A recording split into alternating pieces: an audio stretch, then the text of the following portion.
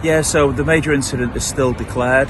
The emergency phase of that has finished. So what that means is everybody that was in this building that needed help to leave has done so. We've done that by yesterday. That was the same across Greater Manchester. So we had 6 sites that we'll be dealing with as part of the major incident. So we had 400 calls, so we dealt with all of those individually. But the major incident was about 6 significant incidents in their own right, and this was one of them. So 400 residents in here yesterday, and by yesterday early evening all of them had left safely, no injuries, and pleasingly I can say that we don't know of any injuries and certainly no fatalities from any of the impacts of this significant flooding event across Greater Manchester.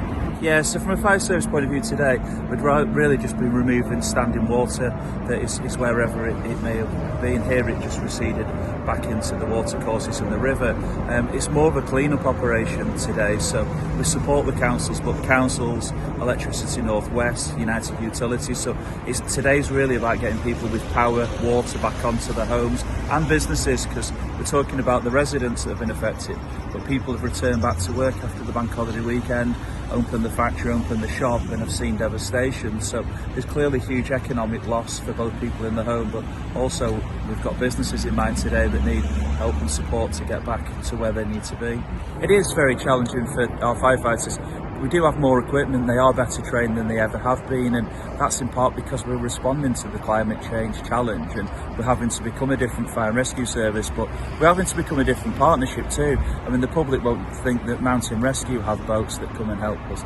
They don't necessarily think that we work with people like Red Cross to resolve incidents, that there are volunteers that have got 4x4 vehicles and have been trained to use them in floodwaters. So how we resolve these incidents is in a huge partnership, and I was proud to be a part of dealing with that as the emergency phase yesterday. So firefighters did their job brilliantly well. Our call handlers at North West Fire Control dealt with hundreds of calls brilliantly well, and we only resolved yesterday because there was a huge team effort and brilliant people at the heart of it. Yeah, we need people to do as they did over the weekend and listen to the advice, only travel if it's essential, and to be careful when they make those essential travels. We've still got standing water from yesterday's event, and clearly that's very, very dangerous if it turns into ice pools, as we've seen this morning. So yeah, we drove here in freezing conditions carefully today, and the weather doesn't look to be getting any better as the week goes on, so people need to operate with caution.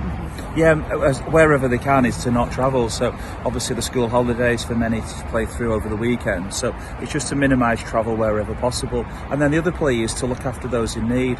Yesterday brilliantly we saw places like the mosque and other rest centres the council opened, but what we did see was the busy bee of Manchester, where communities just wrapped their arms around each other, took blankets to Disbury Mosque, went and picked up prescriptions for people. So we're prompting people to look out for each other, minimise that travel, and have a restful few days at home if you can, knowing that there's many people at the moment that can't stay in their own homes. It's not safe to do so.